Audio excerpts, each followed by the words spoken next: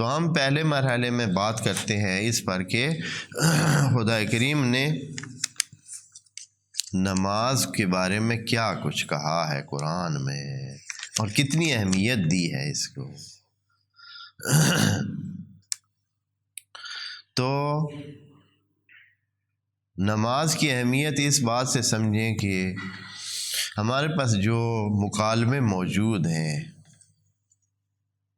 جو خدا کریم نے بات کی ہے اگر کسی سے، تو پہلے قرآن میں بھی جن کا ذکر ہے اور ان کے مکالمات بھی ذکر ہیں، وہ حضرت موسیٰ کا مکالمہ ہے، یا خدا کریم نے طور پر حضرت موسیٰ کے سامنے یہ بات کی کہ اے موسیٰ وَأَنَا اخْتَرْتُكَ فَاسْتَمِعْ لِمَا يُوحَىٰ إِنَّنِي أَنَا اللَّهُ، اے موسیٰ میں نے تمہیں اختیار کیا ہے، پس جو باتیں میں کہہ رہا ہوں ذرا دھیان سے سنو۔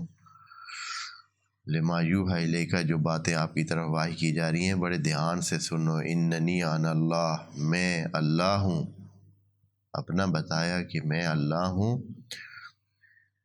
لا الہ الا انا، میرے سوا کوئی معبود نہیں ہے، کسی کی عبادت کی گنجائش نہیں ہے۔ فاعبدی، میری ہی بندگی کرنا، اور وَأَقِمِ الصَّلَاةَ لِذِكْرِی، حضرت موسیٰ کو حکم ہے کہ نماز قائم کرو، اور وہ بھی اس لیے کہ میرے ساتھ جڑے رہو۔ یہ ذکر کا مطلب ہوتا ہے کہ انسان اپنے ذہن و خیال میں اور اپنے اس تمام کارناموں میں، کاموں میں اور اٹھنے بیٹھنے میں اللہ کی لائن کو نظر میں رکھے۔ اگر اللہ کی لائن کو نظر میں رکھے تو یہی ذکر اللہ ہے۔